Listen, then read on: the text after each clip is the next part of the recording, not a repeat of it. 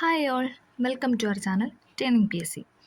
അപ്പോൾ നമ്മൾ ഇന്ന് പഠിക്കാനായിട്ട് പോകുന്നത് 6ാം ക്ലാസ്സിലെ ഒരു SCERT ചാപ്റ്ററാണ് കേരളം മണ്ണും മഴയും മനുഷ്യനും. ചാപ്റ്ററിൻ്റെ പേരാണ് കേരളം മണ്ണും മഴയും മനുഷ്യനും. ഓക്കെ, സ്റ്റാർട്ട് ചെയ്യാം. ആദ്യം തന്നെ നമുക്ക് പറയാനുള്ളത് അയൽനാടുമായൊരു താരതമ്യത്തിനെ കുറിച്ചാണ്. അയൽനാടുമായൊരു താരതമ്യം.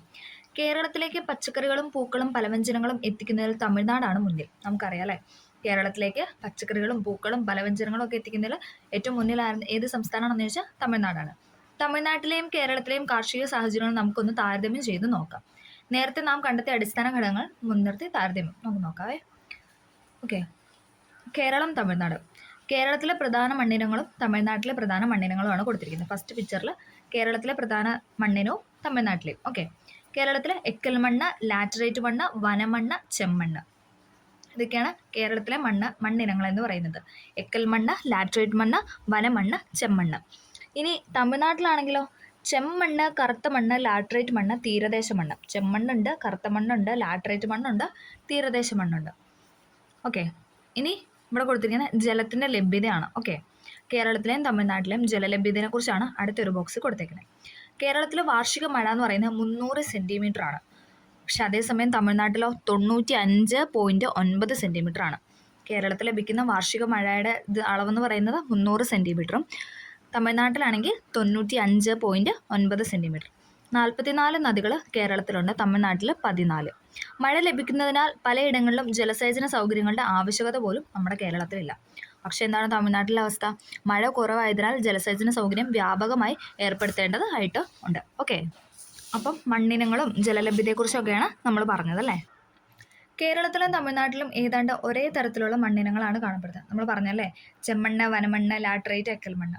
ചെമ്മണ്ണും ലാറ്ററൈറ്റും തീരപ്രദേശ മണ്ണും കറുത്ത മണ്ണുമാണ് എന്ത് തമിഴ്നാട്ടിലുള്ളത്. ഏകദേശം ഒരേപോലത്തെ മണ്ണിനങ്ങളാണല്ലേ. മഴയുടെ ലഭ്യതയാകട്ടെ കേരളം തമിഴ്നാട്ടിനേക്കാൾ ഏറെ മുന്നിലാണല്ലേ. നമുക്ക് ഒരു വർഷം 300 സെൻറ്റിമീറ്റർ കിട്ടുമ്പോൾ അവിടെ എന്താണ് 95.9% മാത്രമാണ് മഴ ലഭിക്കുന്നത്. കേരളം കാർഷിക പ്രവർത്തനങ്ങൾക്ക് അനുയോജ്യമായ പ്രദേശമാണെന്ന് ബോധ്യമായില്ലേ. കൃഷിക്ക് അനുകൂലമായ ഈ സാഹചര്യങ്ങളെ കേരളം ഒരു കാലത്ത് വേണ്ട വിധം ഉപയോഗപ്പെടുത്തിയിരുന്നു അല്ലേ. പണ്ടൊക്കെ എന്താ നല്ല രീതിയിൽ കൃഷി ഉണ്ടായിരുന്നു അല്ലേ. തെങ്ങ്, നെല്ല്, മരച്ചീനി, ചേന, കാച്ചിൽ തുടങ്ങിയ വിളകളെ കൂടാതെ കുരുമുളക്, ഇഞ്ചി, ഏലം തുടങ്ങിയ സുഗന്ധ വിളകളും വളരുന്നതിന് അനുകൂല സാഹചര്യമാണ് കേരളത്തിലുള്ളത്. കേരളത്തിന്റെ ഈ കാർഷിക വൈവിധ്യം അതിന് കാരണമായ ഭൂപ്രകൃതി സവിശേഷതകളും നമുക്കൊന്ന് നോക്കാം. കേരളത്തിന്റെ ഭൂപ്രകൃതി വൈവിധ്യവും കൃഷിയും നമ്മൾ ഇന്നലെ പഠിച്ചായിരുന്നല്ലേ. കഴിഞ്ഞ ക്ലാസ്സിൽ നമ്മൾ പറഞ്ഞായിരുന്നു മലനാടും ഇടനാടും തീരപ്രദേശം ഒക്കെ അല്ലേ. സമുദ്രനിരപ്പിൽ നിന്നുള്ള ഉയരത്തിന്റെ അടിസ്ഥാനത്തിലാണ് കേരളത്തിന്റെ ഭൂപ്രകൃതി മലനാട്, ഇടനാട്, തീരപ്രദേശം എന്നിങ്ങനെ തിരിക്കാമെന്ന് നമ്മൾ പറഞ്ഞു അല്ലേ. ഈ ഭൂപ്രകൃതി വിഭാഗങ്ങളിൽ ഓരോന്നിലും കൃഷി ചെയ്യുന്ന വിളകൾ ചില പ്രത്യേകതകൾ ഉണ്ട്. വൈവിധ്യമാർന്ന വിളകൾ കൃഷി ചെയ്യാൻ അനുയോജ്യമാണ് നമ്മുടെ ഭൂപ്രകൃതി എന്ന് പറയുന്നത്. മലനാട്. കേരളത്തിന്റെ കിഴക്കൻ പ്രദേശങ്ങളിൽ ഉൾപ്പെടുന്ന മലനാട്ടിൽ മഴയും മഞ്ഞും തണുപ്പും ഏറെയാണ്. സമുദ്രനിരപ്പിൽ നിന്നും വളരെ ഉയരത്തിൽ സ്ഥിതി ചെയ്യുന്ന സഹ്യപർവ്വതനിരയുടെ ഭാഗമാണ് എന്ന് പറയാം. നമ്മൾ പറഞ്ഞായിരുന്നല്ലേ. ഇവിടെ കൃഷി ചെയ്യുന്ന പ്രധാനപ്പെട്ട വിളകളാണ് ഏതൊക്കെയെന്ന് പറയാം? ഏലവും തേയില എന്നിവയൊക്കെ അല്ലേ. ഈ വിളകൾക്ക് വളർച്ചയ്ക്ക് ആവശ്യമായ ഭൂമിശാസ്ത്ര ഘടകങ്ങളാണ് ഇമ്പോർട്ടൻ്റ് ആണ്, വയ്ക്കണം. താപനില 30 ഡിഗ്രി സെൽഷ്യസിന് താഴെ ആയിരിക്കണം. അവിടെ ചൂട് കുറവാണല്ലേ. ഓക്കെ, താപനില 30 ഡിഗ്രി സെൽഷ്യസ് താഴെ. ധാരാളമായി മഴ ലഭിക്കുന്ന പ്രദേശമാണ്. നീർവാഴ്ചയുള്ള മണ്ണ് വേണം. ഓക്കെ, താപനില 30 ഡിഗ്രി സെൽഷ്യസിന് താഴെ ആയിരിക്കണം. ധാരാളമായി മഴ ലഭിക്കുന്ന പ്രദേശമായിരിക്കണം. നീർവാഴ്ചയുള്ള എക്കൽ മണ്ണ്. ഇതൊക്കെയാണ് ഈ പ്രകൃതിയുടെ സവിശേഷത എന്ന് പറയുന്നത്. ഓക്കെ, മലനാടിന്റെ സ്ഥാനം ഭൂപടം നിരീക്ഷിച്ച് കണ്ടെത്തും. ഏലം, കുരുമുളക്, ഇഞ്ചി, മഞ്ഞൾ തുടങ്ങിയ സുഗന്ധ വിളകൾക്കും തേയില, കാപ്പി തുടങ്ങിയവയ്ക്കും അനുയോജ്യമായ കാലാവസ്ഥയാണ് മലനാട്ടിലുള്ളത്. ഈ ഭൂപ്രകൃതി വിഭാഗത്തിൽ നിന്നും ലഭിച്ച സുഗന്ധ വിളകളുടെ പെരുമയാണ് കേരളത്തെ വിദേശികളുടെ പ്രിയപ്പെട്ട ഇടമാക്കി മാറ്റിയെന്ന് നമുക്കറിയാം അല്ലേ. എന്നാൽ കേരളത്തിന്റെ കാലാവസ്ഥയിലും ഭൂവിനിയോഗത്തിലും വന്ന മാറ്റങ്ങൾ ഈ മേഖലയെ കാർഷിക ഉൽപ്പാദനത്തിന് ഏറെ ബാധിച്ചിട്ടുണ്ട്. ജോൺ ജോസഫ് മർഫി നമുക്കറിയാം അല്ലേ. എന്താണ് കേരളത്തിലോട്ട് അഥവാ ഇന്ത്യയിലോട്ട് എന്താണ് റബ്ബർ കൃഷി കൊണ്ടുവന്ന വ്യക്തിയാണ് അല്ലേ. അയർലൻഡ് സ്വദേശിയായ ഇദ്ദേഹം ഇന്ത്യയിലെ റബ്ബർ കൃഷിയുടെ പിതാവെന്നാണ് അറിയപ്പെടുന്നത്. ഇന്ത്യയിലെ റബ്ബർ കൃഷിയുടെ പിതാവെന്നറിയപ്പെടുന്ന ആരാണ്? John Joseph Murphy. അദ്ദേഹം സുഹൃത്തുക്കളോടൊപ്പം പെരിയാറിന്റെ തീരത്ത് ആലുവയ്ക്കടുത്ത് 1902 റബ്ബർ കൃഷി തുടങ്ങി. പെരിയാറിന്റെ തീരത്ത് ആലുവയ്ക്കടുത്ത് 1902 എന്താണ് ജോൺ ജോസഫ് മർഫി അദ്ദേഹത്തിന്റെ കൂട്ടുകാരും കൂടെ ചേർന്ന് റബ്ബർ കൃഷി തുടങ്ങി. പിന്നീട് അദ്ദേഹം കോട്ടയം ജില്ലയിൽ മുണ്ടക്കയത്തിനടുത്ത് ഏന്തയാറിൽ വാണിജ്യാടിസ്ഥാനത്തിൽ റബ്ബർ കൃഷി ആരംഭിച്ചു. കേവലം ഒരു പ്ലാന്റർ മാത്രമായിരുന്നില്ല മർഫി.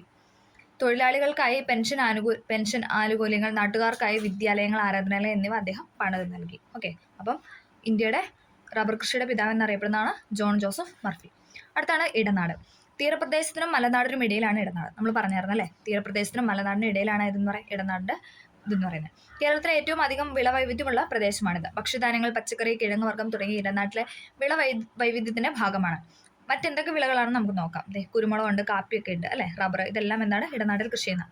ധാരാളമായും ലഭിക്കുന്ന മഴ ഈ മേഖലയിലെ ചെറു കുന്നു പ്രദേശങ്ങളിലെ ലാറ്ററൈറ്റ് മണ്ണിനെയും നദീതടങ്ങളിലെ എക്കൽ മണ്ണിനെയും സാമാന്യം കനത്ത ആവരണം തുടങ്ങി അനുകൂല ഭൂമിശാസ്ത്ര ഘടകങ്ങളാണ് ഇടനാട്ടിലെ വിളവൈവിധ്യത്തിന് കാരണം. കേരളത്തിലെ പ്രധാന വാണിജ്യ വിളയാണ് റബ്ബർ അല്ലേ. കേരളത്തിലെ പ്രധാന വാണിജ്യ വിളയായ റബ്ബർ കൃഷി ചെയ്യുന്നതിന് ഏറ്റവും അനുയോജ്യമായ മണ്ണാണ് എവിടെയുള്ളതെന്ന് പറയുന്നത് ഇടനാട്ടിലുള്ളത് അല്ലേ. ഓക്കെ, 20-ാം നൂറ്റാണ്ടിന്റെ ആദ്യ പാദത്തിലാണ് ഈ മേഖലയിൽ റബ്ബർ വ്യാപകമായി കൃഷി ചെയ്യാൻ തുടങ്ങിയത്. അതുവരെ മരച്ചീനി, കാച്ചില, ചേന തുടങ്ങിയ കിഴങ്ങു വർഗ്ഗങ്ങളും പച്ചക്കറികളും വ്യാപകമായി കൃഷി ചെയ്തിരുന്നു. ഏത്തവാഴ കൃഷിയും ഈ മേഖലയിൽ വ്യാപകമായിരുന്നു. ഇടനാടിന്റെ ഈ വിളവൈവിധ്യം അതിവേഗം റബ്ബറിന് വഴിമാറുകയാണ് ഉണ്ടായത്. ചെറിയ കൃഷിയിടങ്ങൾ പോലും ഇന്ന് റബ്ബർ കൃഷിക്കായി ഉപയോഗപ്പെടുത്തുന്നു. ഒരിക്കൽ നട്ട് വിളവെടുത്ത് തുടങ്ങിയാൽ ഏറെ കാലം വിളവ് ലഭിക്കുന്നത് റബ്ബറിന്റെ മേന്മ തന്നെയാണ് അല്ലേ. ഒരിക്കൽ നട്ടാൽ പിന്നെ നമ്മളതിന് ഒരുപാട് വളവും കാര്യങ്ങളൊന്നും ചെയ്യണ്ട അല്ലേ. പിന്നെന്താണ്, അങ്ങ് വിളവ് നമുക്ക് ലഭിക്കും അല്ലേ. ഓക്കെ, അടുത്താണ് തീരപ്രദേശം. സമുദ്രനിരപ്പിൽ നിന്നും അധികം ഉയരമില്ലാത്ത പ്രദേശമാണ്. നമ്മൾ പറഞ്ഞതല്ലേ, 7.5 വരെയുള്ള പ്രദേശമാണ് എന്ന് പറയുന്നത് തീരപ്രദേശം. താഴ്ന്ന ഇടങ്ങളിൽ എക്കൽ മണ്ണിന്റെ നിക്ഷേപം നെൽകൃഷിക്കും തീരപ്രദേശങ്ങളിൽ ഉപ്പരസമുള്ള എക്കൽ മണ്ണ് തെങ്ങ് കൃഷിക്കും ഏറെ അനുകൂലമാണ്. ഈ വിളകൾ സമൃദ്ധമായി കൃഷി ചെയ്തിരുന്ന തീരപ്രദേശ മേഖലകൾ കാലക്രമേണ ജനവാസ കേന്ദ്രങ്ങളായി മാറാൻ തുടങ്ങി. ഇത് കൃഷിഭൂമിയുടെ അളവിൽ കാര്യമായ കുറവുണ്ടാക്കി. വിത്ത്, വളം തുടങ്ങിയവയിലെ ചില വില വർധനവ് കൃഷി ആദായകരമല്ലാതെ ആക്കി.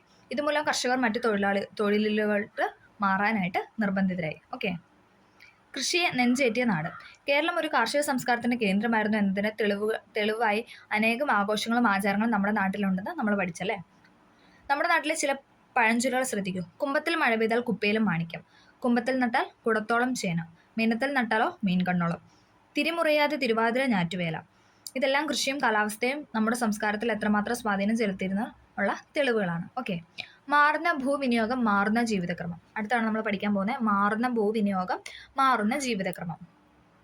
കേരളത്തിലെ ചില പ്രധാന വിളകളുടെ ഭൂവിസ്തൃതിയിൽ കഴിഞ്ഞ അരനൂറ്റാണ്ടായി ഉണ്ടായ വ്യത്യാസമാണ് നമ്മൾ കൊടുത്തിരിക്കുന്നത്. ഓക്കെ, നോക്കിക്കേ, വിള നെല്ല്, മരച്ചീനി, തെങ്ങ്, റബ്ബർ, അങ്ങനെ 4 വിളകൾ ഇവിടെ നൽകിയിട്ടുണ്ട്. പിന്നെ ഓരോ വർഷവും കൊടുത്തിട്ടുണ്ട്. ഭൂവിസ്തൃതിയുടെ ലക്ഷം ഹെക്ടറിലാണ്. ആദ്യം നെല്ല് 1961 കാലഘട്ടത്തിൽ എന്താണ് 7.5 ആയിരുന്നു. 2011 ആയപ്പോഴത്തേക്ക് എന്താണ് അത് 2.08% കുറയുകയാണ് ചെയ്തത് അല്ലേ, നെല്ലിൻ്റെ കാര്യത്തിൽ. അടുത്താണ് മരച്ചീനി അഥവാ കപ്പ. എന്താണ് 2.37 ആയിരുന്നു. ഇപ്പം അത് എത്രയാണ് 0.75 ഉള്ളൂ അല്ലേ. 2011 ആയപ്പോൾ 0.75. തെങ്ങിൻ്റെ കാര്യത്തിൽ നോക്കിക്കേ, 5.05 ആയിരുന്നു. പക്ഷേ 2011 ആകുമ്പോൾ തെങ്ങിൻ്റെ കൃഷി എന്നൊക്കെ പറയുന്നത് കൂടിയല്ലേ, 8.21. റബ്ബറിൻ്റെ കാര്യത്തിലും അത് തന്നെ 1.33 ആയിരുന്നു 61. പക്ഷേ 2011 ആയപ്പോഴത്തെ 5.40 ഉയർന്നു. ഓക്കെ, മാറുന്ന ജീവിതക്രമം. പാടത്തും പറമ്പിലും ഒക്കെ അധ്വാനിച്ചവരായിരുന്നു നമ്മുടെ പഴയ തലമുറ എന്ന് പറയുന്നത്. നൂതന തൊഴിൽ മേഖലകൾ വന്നതോടെ എന്താണ് പുതിയ തലമുറയ്ക്ക് കൃഷിയോടുള്ള താല്പര്യം കുറഞ്ഞു വന്നു. കൃഷിയിൽ നിന്ന് ലഭിക്കുന്നതിനേക്കാൾ വരുമാനം മറ്റു മേഖലകളിൽ നിന്ന് ലഭിക്കുന്നതിനാലാണ് കൃഷി മെല്ലെ ഉപേക്ഷിക്കപ്പെട്ടു തുടങ്ങിയത്. പൊതുവെ കായികാധ്വാനം കൂടുതൽ വേണ്ട കാർഷിക പ്രവർത്തനങ്ങൾ ഇന്ന് മലയാളി പതുക്കെ പിന്മാറാൻ തുടങ്ങി അല്ലേ. ഇത് ജീവിത രീതിയിലും ആരോഗ്യ സുരക്ഷയിലും അനവധി മാറ്റങ്ങൾക്കിടയാക്കി. ജീവിതശൈലിയിൽ ഉണ്ടായ മാറ്റങ്ങളാണ് പുതുതലമുറ രോഗങ്ങളായ രക്തസമ്മർദ്ദം, ഹൃദ്രോഗം, പ്രമേഹം എന്നിവയ്ക്ക് മുഖ്യ കാരണം. ഇത് നമ്മൾ ബയോളജി ക്ലാസ്സിൽ പഠിച്ചായിരുന്നു അല്ലേ. ജീവിതശൈലിയിലെ ഉണ്ടായ മാറ്റങ്ങളെ തുടർന്നാണ് ഈ രോഗങ്ങളൊക്കെ നമുക്ക് പിടിപെടുന്നത് അല്ലേ.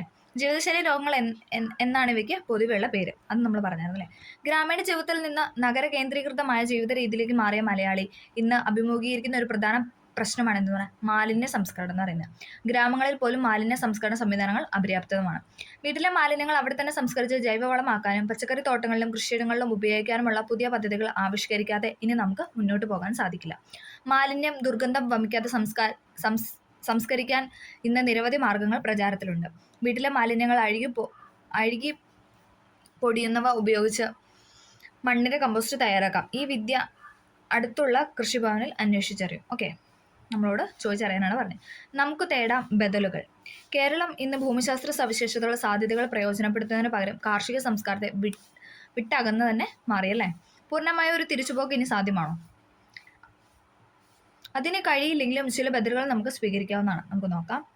ഇവിടെ കുറച്ച് പത്ര കട്ടിംഗ് ഒക്കെ നൽകിയിട്ടുണ്ട്. ഓക്കെ, ഓരോ കുട്ടികളും ചെയ്യുന്ന പ്രവർത്തനങ്ങളാണ്. ബദലുകൾ, സാധ്യതകൾ. കൃഷി ചെയ്യാൻ എന്തിനാ മണ്ണ്? ഇത് നമ്മൾ കഴിഞ്ഞ ക്ലാസ്സിൽ പറഞ്ഞായിരുന്നു അല്ലേ. കൃഷി ചെയ്യണമെന്നുണ്ട്, പക്ഷെ മണ്ണില്ല. നഗരവാസികളുടെ സ്ഥിരം പരാതികളിൽ ഒന്നാണിത് അല്ലേ. ഹൈഡ്രോപോണിക്സ് അതിനൊരു പരിഹാരമാണ്. നമ്മൾ ബയോളജി ക്ലാസ് പഠിച്ചായിരുന്നല്ലേ ഹൈഡ്രോപോണിക്സിനെ പറ്റി. സസ്യവളർച്ചയ്ക്ക് ആവശ്യമായ ധാതു ലവണങ്ങൾ വെള്ളത്തിൽ ലയിപ്പിച്ച് നൽകുകയാണ് ഈ ഹൈഡ്രോപോണിക്സ് എന്തുകൊണ്ട് ഉദ്ദേശിക്കുന്നത്.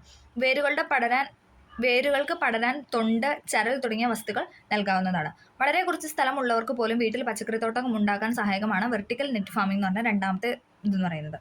മുളയിലോ കമ്പുകളിലോ വില കുറഞ്ഞ വല കുത്തനെ വലിച്ചു കെട്ടിയാണ് ഈ കൃഷിരീതി നടപ്പാക്കുന്നത്. ഇങ്ങനെ ചെയ്യുമ്പോൾ പയറും പാവലും ഒക്കെ മുകളിലേക്ക് പടരുന്നതിനാൽ സ്ഥലക്കുറവ് പ്രശ്നമാകില്ല. ഓക്കെ. പരിസ്ഥിതി സൗഹൃദ കൃഷിക്ക് 100 മേനി വിളവ്. കുട്ടനാട്ടിലെ ആദ്യത്തെ പരിസ്ഥിതി സൗഹാർദ്ദ കർഷകരിലൊരാളാണ് PJ തോമസ്. നെൽകൃഷിയാണ് അദ്ദേഹം തന്റെ കാർഷിക പരീക്ഷണം നടത്തിയത്. അതെങ്ങനെയാണ് അറിയേണ്ടത്, നമുക്ക് നോക്കാം. ചാണകം, ഗോമൂത്രം, പാടത്തെ മണ്ണ് തുടങ്ങിയ പ്രത്യേക അനുപാതത്തിൽ കൂട്ടിക്കലർത്തി ഏതാനും ദിവസം അടച്ചുമൂടി വെച്ചു. ഈ മിശ്രിതം നെൽച്ചെടികൾക്കു മീതെ വീശി ഒഴിച്ചു. ജൈവ മിശ്രിതമായതുകൊണ്ട് ചെടിയിൽ വീണാലും കുഴപ്പമില്ല. 15 ദിവസം വീതം ഇടവിട്ട് ഇത് 3 തവണ ആവർത്തിച്ചു. ആരോഗ്യത്തോടെ വളർന്ന നെൽച്ചെടികളിൽ നിറയെ കതിര്. രാസകൃഷി ചെയ്ത മറ്റു പാടങ്ങളിലൊക്കെ ഏക്കറിന് 2.5 ടൺ നെല്ല് കിട്ടിയപ്പോൾ തോമസ് ചേട്ടന് കിട്ടിയത് 3 ടൺ നെല്ലാണ്. വാവ്, എന്ത് കാര്യല്ലേ. അപ്പം അദ്ദേഹത്തിന് ഒരു കുറിപ്പാണ് ഇവിടെ നൽകിയത്. ഓക്കെ. അടുത്താണ് സർക്കാരിന്റെ പ്രോത്സാഹനം. കേരളത്തിന് കാർഷിക പാരമ്പര്യം തിരിച്ചുപിടിക്കാൻ സർക്കാരിന്റെ നേതൃത്വത്തിൽ നിരവധി പദ്ധതികൾ ആവിഷ്കരിച്ചിട്ടുണ്ട്. ഇമ്പോർട്ടൻ്റ് ആണ്. ജനങ്ങളെ കൃഷി ചെയ്യാൻ പ്രോത്സാഹിപ്പിക്കുന്ന നിരവധി സ്കീമുകൾ സർക്കാർ തലത്തിലുമുണ്ട്. Vegetable and fruit promotion council Kerala, VFPCK, vegetable and fruit promotion council of Kerala അത്തരത്തിലുള്ളൊരു സംരംഭമാണ്. പഴങ്ങൾ, പച്ചക്കറികൾ, സുഗന്ധവിളകൾ, കൂണിനങ്ങൾ, ഔഷധ സസ്യങ്ങൾ എന്നിവയുടെ കൃഷി പ്രോത്സാഹിപ്പിക്കുക എന്ന ലക്ഷ്യത്തോടെയാണ് സംസ്ഥാന ഹോർട്ടികൾച്ചർ മിഷൻ പ്രവർത്തിക്കുന്നത്. തേനീച്ച വളർത്തൽ പ്രോത്സാഹിപ്പിക്കുക എന്നതും ഈ മിഷന്റെ ലക്ഷ്യമാണ്. കൃഷിവകുപ്പും കുടുംബശ്രീ മിഷനും മറ്റ് നിരവധി ഏജൻസികളും കൃഷി പ്രോത്സാഹിപ്പിക്കുന്നതിൽ സർക്കാരിനെ സഹായിക്കുന്നുണ്ട്. ഓക്കെ. ഇനി ചില നൂതന കൃഷി രീതികളാണ് കൊടുത്തിരിക്കുന്നത്. ഇമ്പോർട്ടൻ്റ് ആണ്. കൊടും തണുപ്പുള്ള ഇടങ്ങളിൽ വിളകൾ നശിച്ചു പോകാതിരിക്കാനായി സ്ഫടിക മേൽക്കൂരയുള്ള മുറികളിൽ അവയെ വളർത്തുന്ന രീതിയാണ് എന്തെന്ന് പറയുന്നത് ഹരിത ഗൃഹകൃഷി അഥവാ ഗ്രീൻ ഹൗസ് ഫാമിംഗ്. ഇമ്പോർട്ടൻ്റ് ആണ്. കൊടും തണുപ്പുള്ള ഇടങ്ങളിൽ വിളകൾ നശിച്ചു പോകാതിരിക്കാനായി എന്താണ് സ്ഫടിക മേൽക്കൂരയുള്ള മുറികളിൽ എന്താണ് ചെടികൾ വളർത്തുന്നു. അതിനാണ് എന്തെന്ന് പറയുന്നത് ഹരിത ഗൃഹകൃഷി അഥവാ ഗ്രീൻ ഹൗസ് ഫാമിംഗ് എന്ന് പറയുന്നത്. അടുത്താണ് പ്രിസിഷൻ ഫാമിംഗ് അഥവാ കൃത്യതാ കൃഷി. പ്രിസിഷൻ ഫാമിംഗ് അഥവാ കൃത്യതാ കൃഷി. ഓരോ പ്രദേശത്തെയും മണ്ണിനും വിളയ്ക്കും ഓരോ സമയത്തും ആവശ്യമായ പരിചരണം അഥവാ വെള്ളം, വളം എന്നിവ കൃത്യമായ അളവിൽ നൽകുന്ന കൃഷിരീതിയാണ് എന്തെന്ന് പറയുന്നത് കൃത്യതാ കൃഷി എന്ന് പറയുന്നത്. കൃത്യമായി അളവിൽ നൽകുന്നു. പച്ചക്കറി കൃഷിക്ക് അനുയോജ്യമായ നീർവാഴ്ചയും സൂര്യപ്രകാശവും ലഭിക്കുന്ന ഏത് സ്ഥലവും കൃത്യതാ കൃഷിക്ക് പ്രയോജനപ്പെടുത്താം. ഓക്കെ. അടുത്താണ് ഫെർട്ടിഗേഷൻ. വെള്ളവും വളവും കണികാരൂപത്തിൽ ട്രിപ്പറുകളിലൂടെ നൽകുന്ന രീതിയാണ് എന്തെന്ന് പറഞ്ഞാൽ ഫെർട്ടിഗേഷൻ എന്ന് പറയുന്നത്. പൂർണ്ണമായും വെള്ളത്തിൽ ലയിക്കുന്ന രാസവളങ്ങൾ ഉപയോഗിക്കുന്നത് കൊണ്ട് ചെടികൾക്ക് അവ വേഗത്തിൽ വലിച്ചെടുക്കാനായിട്ട് സാധിക്കും. ഓക്കെ. അടുത്തതാണ് കർഷക ദിനം. നമുക്കറിയാലോ എന്നാണ് നമ്മുടെ കർഷക ദിനമായിട്ട് ആഘോഷിക്കുന്നത്? ചിങ്ങം 1 അല്ലേ. ചിങ്ങം 1 കർഷക ദിനമാണ്. ഈ വർഷത്തെ കർഷക ദിനം നിങ്ങളുടെ സ്കൂളിൽ എങ്ങനെയാണ് ആഘോഷിച്ചത്? ഓക്കെ, അത് മതി. അപ്പം കർഷക ദിനം എന്ന് പറയുന്നത് ചിങ്ങം 1. അടുത്താണ് ഹരിത കേരളം. കേരളത്തിന്റെ ഭൂപ്രകൃതിയും മണ്ണും കാലാവസ്ഥയും എല്ലാം കൃഷിക്ക് ഏറ്റവും അനുകൂലമാണ്. ഇതിനെ ഉപയോഗപ്പെടുത്തുന്ന ഒരു ജീവിതശൈലിയിലേക്ക് കേരളീയർ മാറേണ്ടതുണ്ട്. ഓരോ കുടുംബവും അവർക്ക് ആവശ്യമായുള്ള പച്ചക്കറികൾ വീട്ടുപറമ്പിൽ കൃഷി ചെയ്യുന്നു. സ്കൂൾ ഉച്ചഭക്ഷണ പരിപാടിക്ക് ആവശ്യമായ പച്ചക്കറികൾ സ്കൂൾ കോമ്പൗണ്ടിൽ തന്നെ കൃഷി ചെയ്യുന്നുണ്ടാക്കുന്നു. നാട്ടിലെങ്ങും വിഷമില്ലാത്ത പച്ചക്കറികളും ഭക്ഷ്യധാന്യങ്ങളും വിളയുന്നു. പാടത്തും പറമ്പിലും അധ്വാനിക്കുന്നതുകൊണ്ട് ജീവിതശൈലി രോഗങ്ങളുമില്ല. ഇങ്ങനെ ഒരു നാളെയാണ് നമുക്ക് വേണ്ടത്. നാം എല്ലാവരും ഒരുപോലെ ഉത്സാഹിച്ചാൽ ഇതൊക്കെ നിഷ്പ്രയാസം സാധിക്കാനായിട്ട് സാധിക്കും. ഭൂപ്രകൃതി, മണ്ണ്, കാലാവസ്ഥ, മഴ, നദികൾ ഇവയൊക്കെ കാർഷിക പ്രവർത്തനങ്ങൾക്ക് അനുകൂലമായ നമ്മുടെ നാടിന്റെ കാർഷിക സംസ്കാരം വീണ്ടെടുക്കാൻ നമുക്ക് കൈകോർക്കാം. ഓക്കെ. അപ്പോൾ ഒരു കൊച്ചു ചാപ്റ്റർ ആയിരുന്നല്ലേ ഇത്. അതിനകത്ത് കുറച്ച് പോയിന്റ്സ് ഒക്കെ ഉണ്ടായിരുന്നു. അപ്പോൾ മെയിൻ പോയിന്റ് ആയിട്ടുള്ള എല്ലാ കാര്യങ്ങളും എടുത്ത് പറഞ്ഞിട്ടുണ്ട്. മലനാട്, ഇരുനാട്, തീരപ്രദേശം, അവിടുത്തെ വിളവൈവിധ്യങ്ങളും പിന്നെ എന്താ കാർഷിക രീതിയും വിളകളും കാര്യങ്ങളൊക്കെയാണ് നമ്മൾ ഈ പാഠത്തിൽ ചർച്ച ചെയ്തത്. അപ്പോൾ എല്ലാവർക്കും ഇത് ഇഷ്ടമായെന്ന് പ്രതീക്ഷിക്കുന്നു. ഇഷ്ടമായെങ്കിൽ ലൈക്ക് ചെയ്ത് സപ്പോർട്ട് ചെയ്യുക. Okay, thank